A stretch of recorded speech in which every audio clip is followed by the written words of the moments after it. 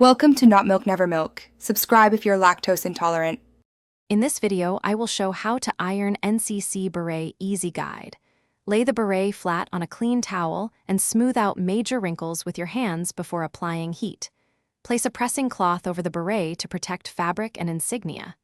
Use low steam and light presses, moving the iron steadily to avoid scorching. Check frequently and reshape the crown by hand. Start by removing any pins, badges, or loose items so they won't be damaged. Lightly mist the beret or dampen the pressing cloth for a gentler finish and better wrinkle release. Test the iron on a hidden area to confirm the heat is safe for the fabric.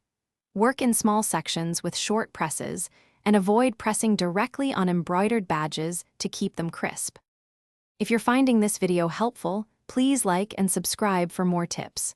Quick recommendation: life's too short for a stinky car. Grab Little Tree's Black Ice for a crisp, lasting scent that makes commute time nicer after kit care.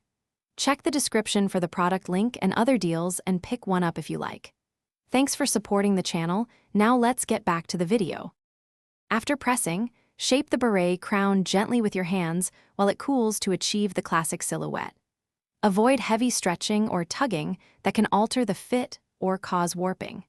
Smooth edges with the pressing cloth and do a final light press on any remaining creases. Allow the beret to cool completely on a flat surface before wearing or storing to preserve its shape and finish. Thanks for watching. If this was helpful, leave a like and consider subscribing. See you next time.